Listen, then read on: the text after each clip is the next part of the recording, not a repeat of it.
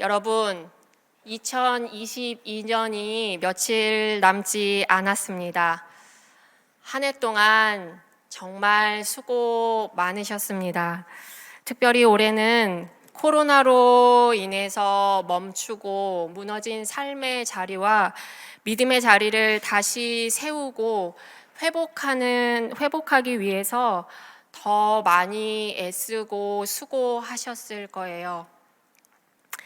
누구에게도 말하지 못한 어려운 시간들을 보내신 분들, 몸과 마음의 아픔을 겪으신 분들, 감당하기 어려운 슬픔을 이겨내신 분들, 각자 저마다 크고 작은 힘듦을 잘 이겨내고 살아내신 성도님들을 주님의 이름으로 축복합니다. 이 시간 우리 옆 사람, 앞뒤 사람을 바라보면서 서로에게 이렇게 격려의 인사 나눠보면 좋을 것 같습니다. 한 해 동안 수고 많으셨습니다. 한 해 동안 수고 많으셨습니다.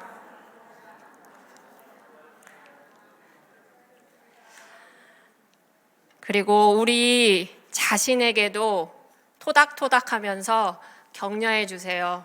수고했어, 올해도. 어렸을 때는 연말이면 마냥 들뜬 마음으로 보냈던 것 같은데 나이를 먹을수록 연말의 시간들이 조금 더 깊고 또 많은 생각으로 채워지는 것 같습니다. 그것은 한 해를 시작하면서 다짐하고 계획했던 일들과 스스로의 마음을 되돌아보게 되기 때문이기도 하고, 나이를 한 살 더 먹는다는 것은 그만큼 죽음에도 한 걸음 다가가는 것이기 때문에 자기 인생에 대해서도 진지하게 반추하게 되기 때문이기도 할 것입니다. 삶의 현실적인 차원을 돌아보면서 감회에 젖는 시간들도 의미가 있겠지만 그리스도인인 우리에게 이 시간들은 꼭 필요한 과정입니다. 왜냐하면 우리는 이 땅에서 살아가고 땅의 시간을 살지만 하늘의 소망을 두고 영원의 시간을 살아가야 하는 사람들이기 때문입니다. 우리가 나아가야 할 방향과 우리가 마침내 이를 분명한 최종 목적지가 있기 때문에 지금 내가 제대로 그리고 바르게 가고 있는지 점검해 보아야 합니다. 하나님 앞에서 나를 돌아보며 마땅히 바라보아야 할 것들을 바라보고 다시 일어나 믿음의 여정을 걸어가실 사랑하는 성도님들의 삶 가운데 하나님께서 기쁨과 감사로 그리고 하나님을 향한 기대로 가득 채워주시기를 주님의 이름으로 축원합니다. 알쓸신잡이라는 TV 프로그램에서 뇌과학자가 갑각류의 성장에 대한 이야기를 한 적이 있습니다. 이 뇌과학자는 생물학을 전공하던 대학생 시절에 딱딱한 껍질을 가지고 있는 갑각류는 어떻게 성장하는 걸까라는 의문을 가졌다고 합니다. 그러면서 프로그램에서 이렇게 이야기했습니다. 가재나 개와 같은 갑각류는 껍질이 있어서 겉은 딱딱하지만 허물을 벗고 밖으로 나오는 순간은 아주 말랑말랑하다.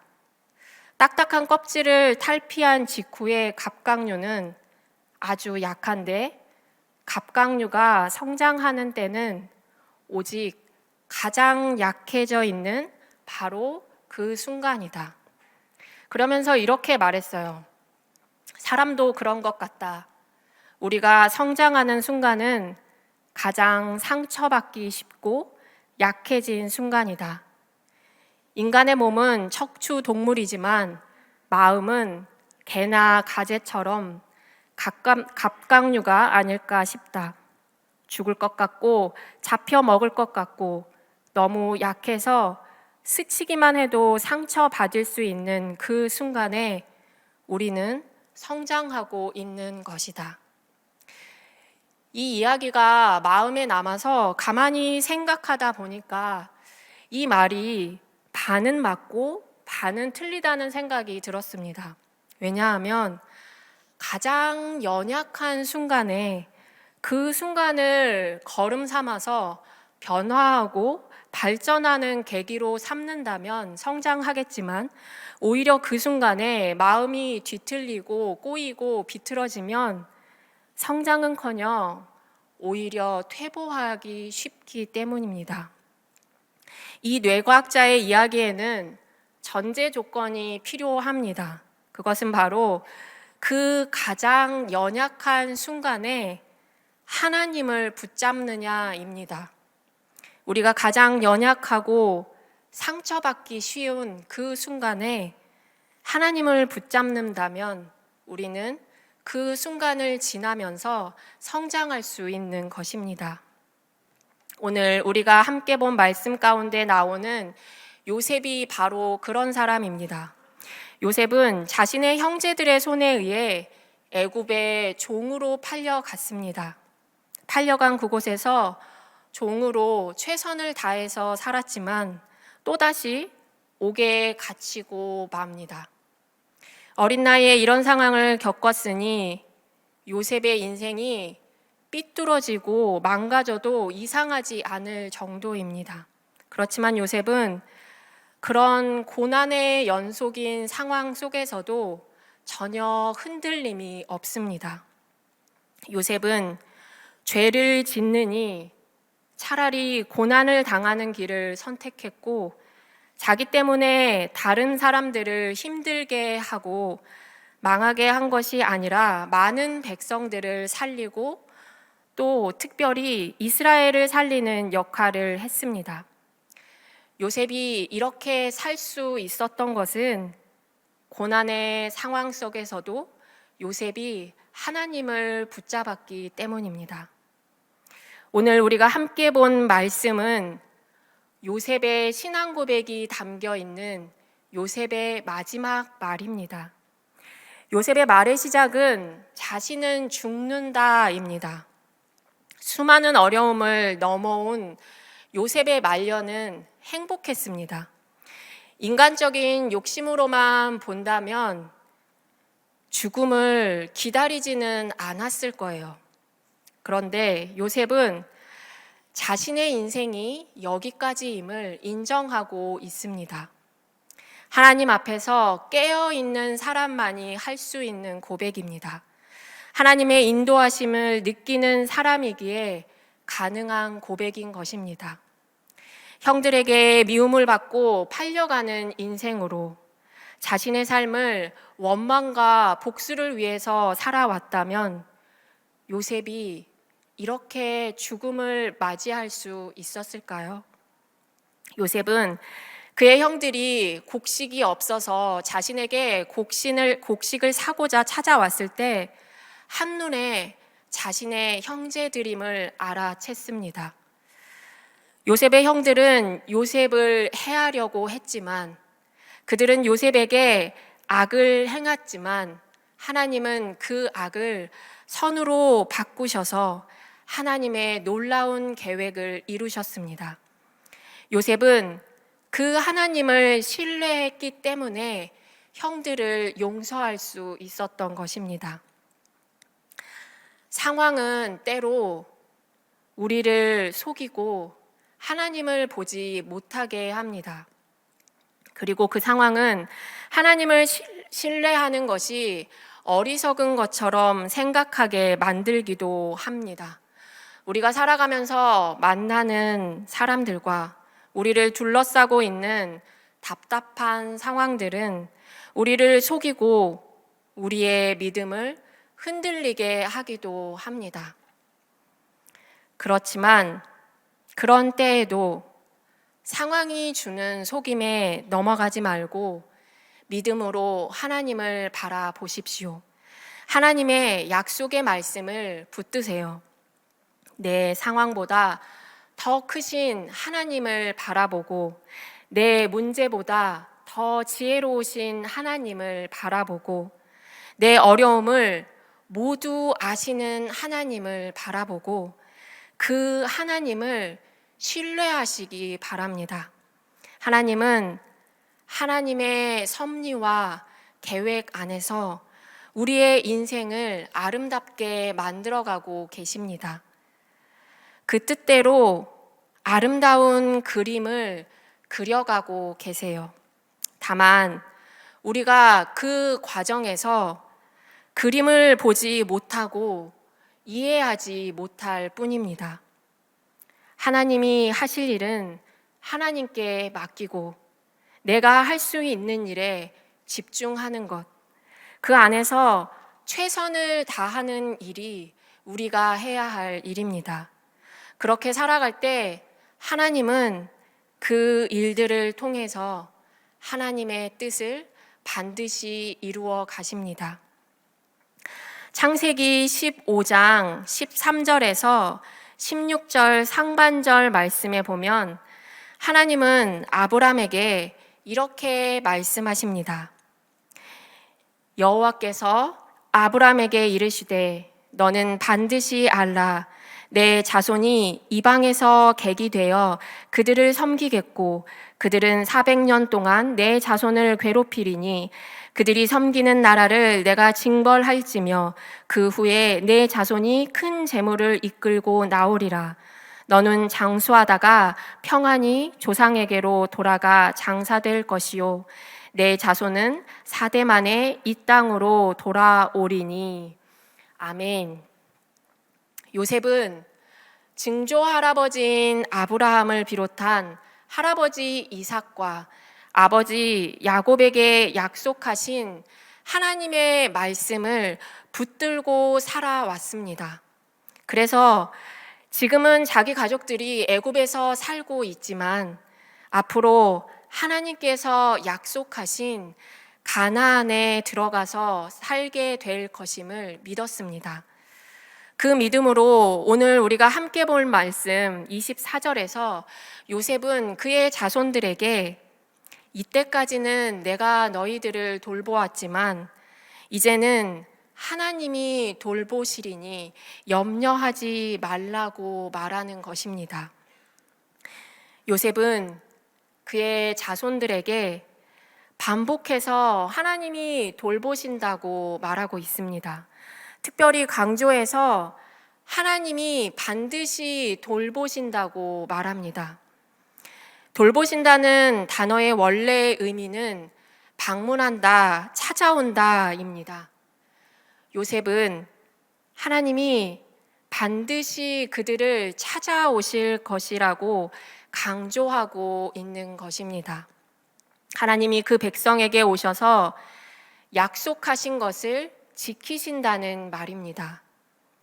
바꾸어 말하면 하나님은 약속하신 것을 반드시 지키실 것이니 하나님이 오시기까지 기다리라는 말입니다. 요셉이 살아오면서 붙들고 살아왔던 것, 그래서 더욱더 온전히 신뢰하게 된 것이 바로 하나님께서는 하나님의 언약을 반드시 지키신다는 것과 그 언약 백성을 버리지 않으신다는 것이었습니다. 언약이 이루어질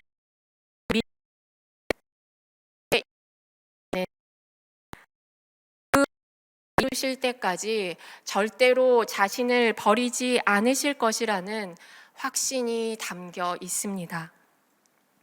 요셉의 고백 속에는 자신의 생애를 지켜주신 하나님이 계십니다.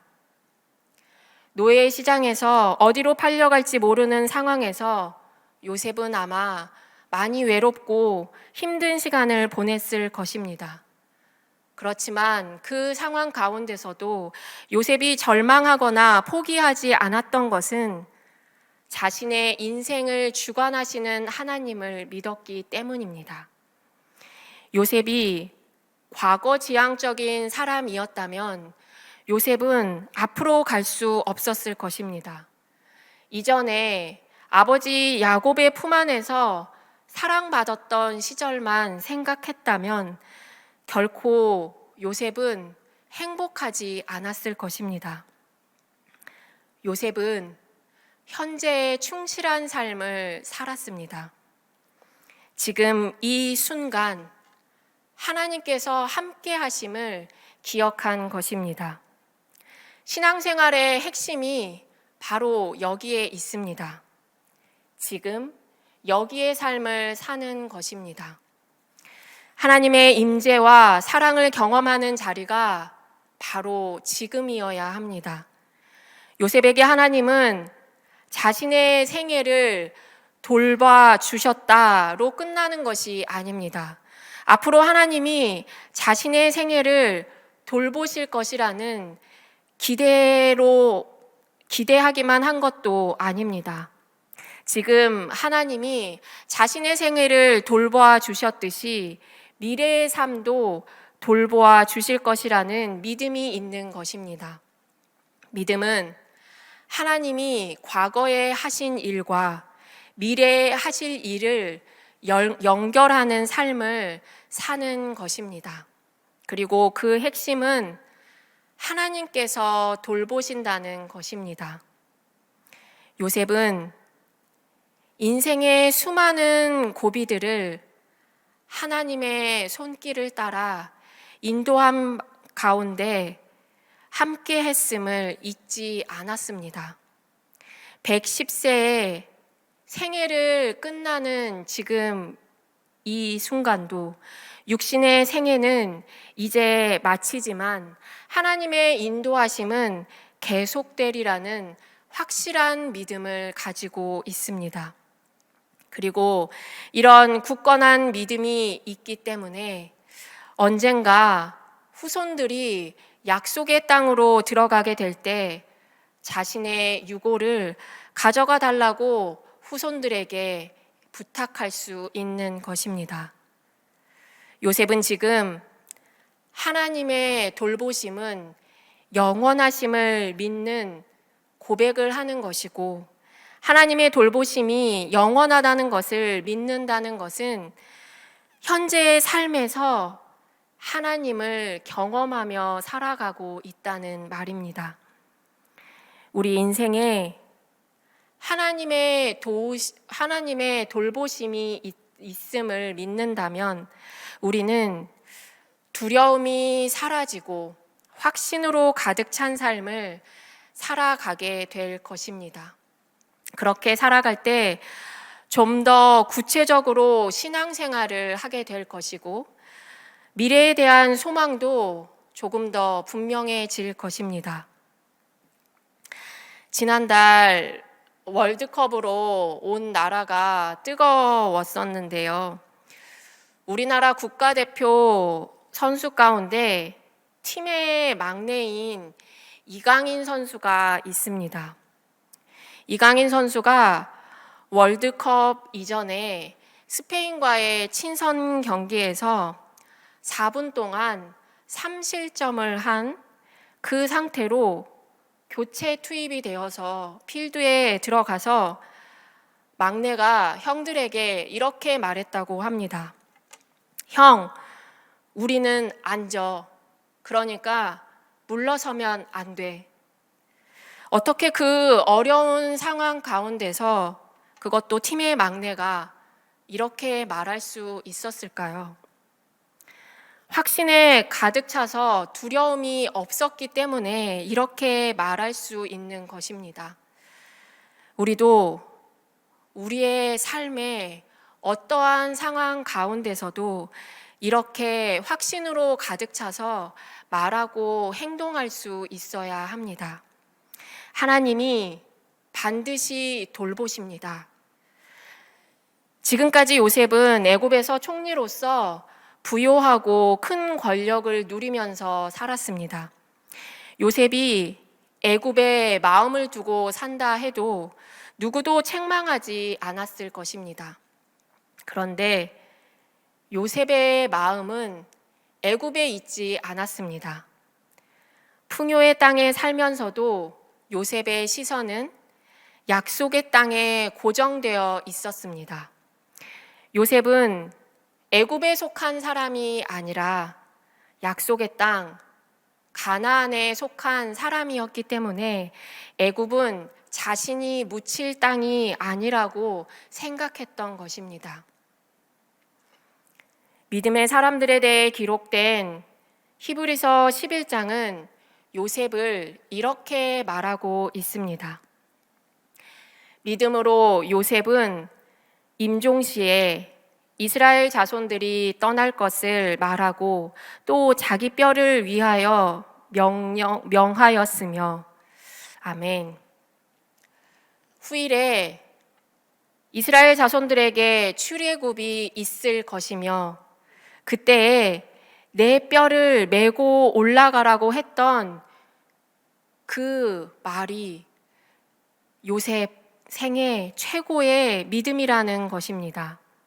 히브리서 기자는 요셉이 꿈을 해석한 일이라든지 요셉이 형들을 용서한 일이라든지 그러한 요셉의 일들을 이야기한 것이 아니라 요셉의 마지막 순간에 했던 말, 내 유고를 메고 가나안 땅으로 올라가라고 당부한 것이 요셉의 최고 믿음이었다고 기록하고 있는 것입니다. 요셉의 유골은 요셉의 믿음대로 약속의 땅으로 들어갔습니다. 그로부터 354년 후에 모세는 이스라엘 백성들을 이끌고 출애굽할 때 요셉이 맹세시킨 그 내용을 알고 그것을 지켰습니다. 출애굽기 13장 19절 말씀에 보면 모세가 요셉의 유고를 가졌으니 이는 요셉이 이스라엘 자손으로 단단히 맹세하게 하여 이르기를 하나님이 반드시 너희를 찾아오시리니 너희는 내 유고를 여기서 가지고 나가라 하였음이더라 라고 기록되어 있습니다. 하나님이 우리를 돌보시면 이 땅에서 완성되는 것이 아닙니다. 궁극적인 돌보심은 영원한 나라에서도 계속됩니다. 요셉은 그 믿음이 있었고 오늘 우리에게도 이 믿음이 필요합니다. 하나님은 영원히 우리의 삶을 돌보십니다. 그렇기 때문에 우리는 한 해를 돌아보고 또 한 해를 맞이하는 이때에 우리의 상황이 어떠하든지 하나님께서 이루실 일들에 대한 기대로 가득 차 있어야 합니다. 기민하고 기뻐하고 긍정하고 눈을 크게 뜨고 준비하며 살아야 합니다. 하나님이 우리를 돌보시고 하나님이 오신다는 것을 안다면 하나님을 고대해야 합니다. 하나님은 우리를 떠나지 않으십니다. 어슬렁거리지 않으시고 하나님은 하나님의 백성에게 반드시 오십니다. 하나님이 여전히 우리를 돌보시고 우리에게 오시며 말씀하여 주실 것을 확신하면서 오늘을 성실하게 살아가세요. 원하는 것을 다 갖지 못했다거나 다음에 무슨 일이 일어날지 몰라 마음에 불안해하고 불평하고 짜증내면서 살아가는 것이 아니라 하나님이 다음에 하실 일이 선하신 것이라는 것을 굳게 믿고 기쁨 가운데 살아가시기 바랍니다. 하나님이 반드시 우리를 돌보시고 인도하십니다. 이 믿음과 확신으로 어떠한 상황 가운데서도 하나님을 붙들고 오늘을 사는 우리 모두가 되기를 주님의 이름으로 축원합니다. 함께 기도하겠습니다. 우리와 영원히 함께 하시는 하나님, 언제나 변함없는 신실하심으로 우리를 돌보시고 인도하시는 하나님을 믿는 믿음 안에서 오늘을 살아가게 하옵소서. 우리 삶에 놓여 있는 어떠한 시간과 어떠한 상황 가운데서도 그 상황을 바라보지 않고 하나님께서 반드시 돌보시리라는 믿음 안에서 확신을 가지고 담대하게 살아가게 하옵소서. 우리 주 예수 그리스도의 이름으로 기도하옵나이다. 아멘.